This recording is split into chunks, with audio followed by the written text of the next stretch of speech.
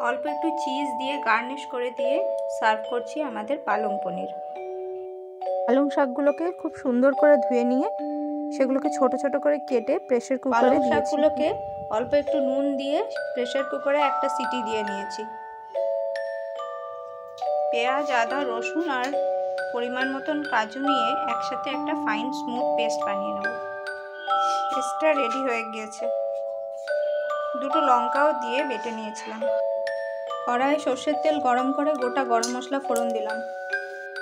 পেঁয়াজ, আদা, রসুন, কাঁচা লঙ্কা আর পরিমাণ মতন কাজু দিয়ে যে পেস্টটা বানিয়েছিলাম সেটা দিয়ে দিলাম।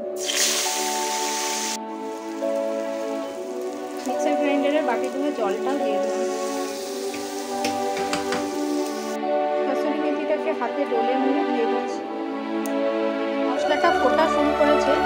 এই সময় আমি দুধ আর পনির দিয়ে মেশানো